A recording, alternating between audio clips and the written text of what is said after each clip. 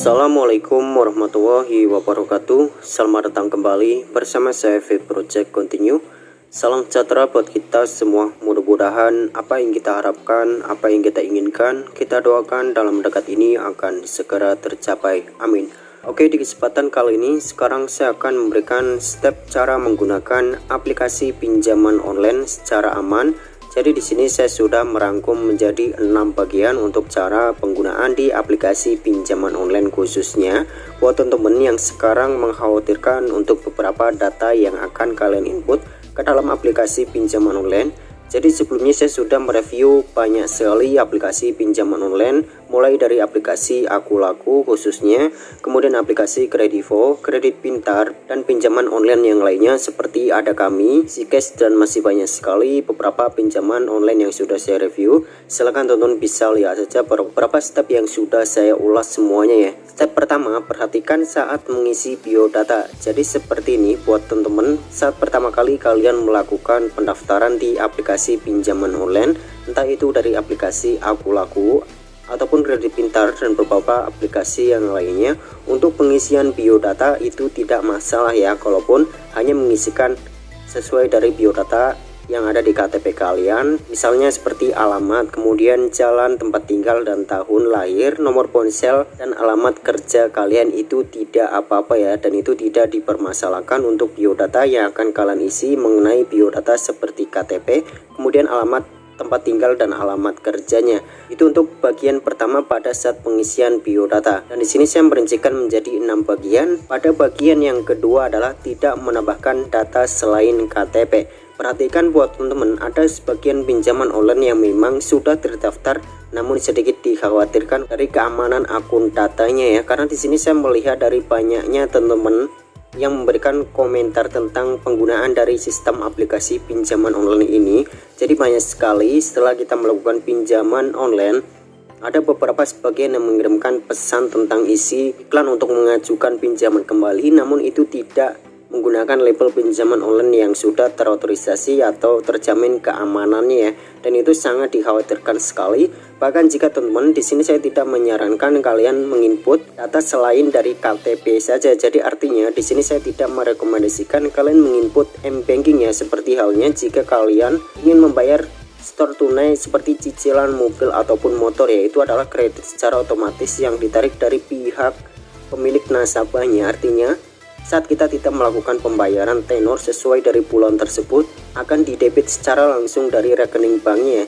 Itu adalah salah satu fungsi saat kita melakukan penginputan rekening debit atau M-Banking yang kita miliki pada transaksi tertentu. Nah, di step kedua, di sini saya tidak menyarankan menambahkan data selain KTP, artinya entah itu data dari BPJS ataupun M-Banking ya. Mungkin teman-teman sudah pernah melihat beberapa data-data penginputan tentang M-Banking dan beberapa data yang lainnya seperti KK ya, yang menginput dari beberapa data penting lainnya.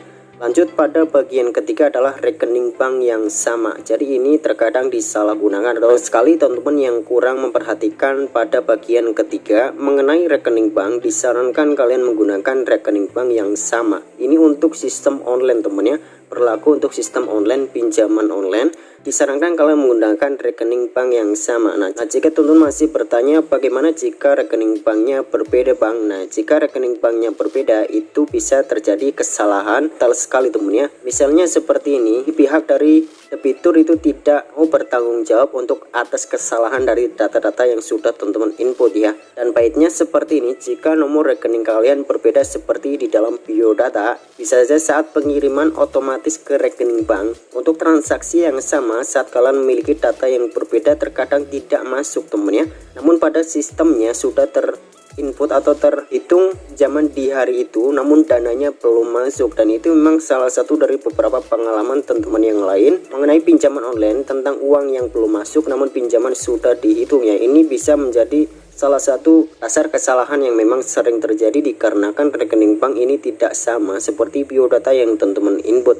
Jadi ada baiknya buat teman-teman yang memang ingin melakukan pinjaman online, kalian bisa input saja rekening bank kemudian KTP dengan biodata yang sama saat kalian gunakan secara bersamaan di aplikasi yang sama.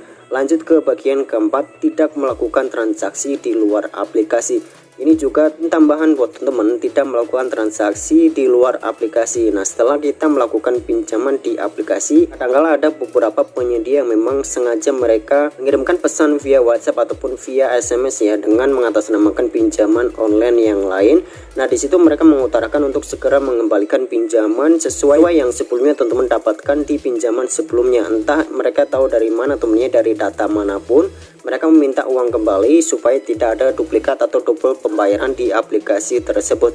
Nah, ini yang bagian keempat terkadang disalahgunakan dikarenakan banyak sekali dari teman-teman yang kurang mengetahui. Setelah teman-teman mengembalikan uangnya, alhasil setelah kalian menunggu beberapa menit kemudian, seperti janji yang sebelumnya diutarakan oleh si pengirim WhatsApp itu akan mengembalikan dana kembali, hasilnya tidak kembali ya. Karena itulah dana pun hilang, kalian tetap harus membayar pinjaman sesuai apa yang tertera di dalam aplikasinya. Itu sangat dilarang sekali karena melakukan transaksi di luar aplikasi temennya. Lanjut pada bagian kelima, membayar di nomor VA sesuai dalam aplikasinya. Ini penting juga. Beberapa hari yang lalu ada teman-teman juga yang sudah melakukan pembayaran ke nomor virtual akun, namun mereka melakukan screenshot sebelum hari pembayaran jatuh temennya. Artinya seperti ini, jika teman-teman menerima uang atau pinjaman di hari Sabtu pada tanggal 3 April ya, ini tanggal 3 April, lalu teman-teman akan membayarnya pada tanggal 3 Mei, dan sebelum tanggal 3 Mei kalian sudah melakukan screenshot untuk nomor virtual akun pada tanggal 10 April ya. Artinya di sini 3 sampai tanggal 10 April itu dengan jarak 7 hari saja, dan di 7 hari sampai hari selanjutnya di tanggal 3 Mei itu sudah tentunya nanti akan berganti menjadi biodata atau rekening yang berbeda. Itu yang memang sering digunakan pada sistem online, khususnya pinjaman online yang melakukan pergantian nomor virtual akun untuk setiap 14 hari kerja atau setiap hari tertentu ya. Jadi di situ tidak disarankan sekali teman-teman melakukan screenshot atau pengambilan data dari nomor virtual akun yang sama di hari sebelumnya sebelum kalian melakukan pembayarannya.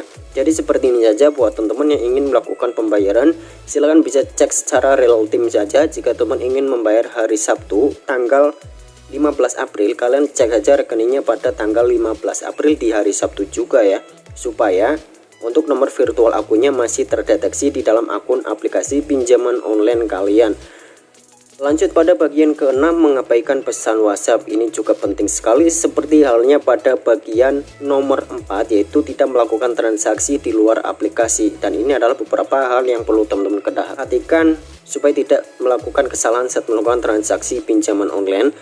Kadang-kala ada seseorang yang memang melakukan sengaja mengirim pesan temennya mengatasnamakan pinjaman online tertentu. Jadi artinya di situ saran saya teman-teman mengabaikan saja seluruhan pesan tentang pinjaman online yang mengatasnamakan aplikasi yang memang sengaja mengirimkan pesan ke kalian temennya, dan itu memang tidak disarankan kalian membalas, cukup blokir saja ya. Tadi barusan juga ada yang mengirim tentang komentar informasi mengenai aplikasi kredit pintar. Untuk sekarang ini adalah aplikasi itu yang sering banyak mengalami pesan secara otomatis ya, karena itulah mereka secara tidak langsung takut untuk pembayaran yang duplikat, hingga hasilnya mereka mengembalikan uang dengan dana sejumlah yang ditentukan, dan hasilnya mereka hanya cukup membayar pinjamannya saja tanpa merasakan uang yang sudah ditransfernya karena sudah dikembalikan kembali ke pihak yang memang tidak bertanggung jawab. Untuk itulah yang memang harus diperhatikan kembali mengenai beberapa aplikasi pinjaman online. Dan kurang lebihnya hanya seperti saja untuk video kali ini. Jika teman-teman masih ada pertanyaan seputar tentang pinjaman online,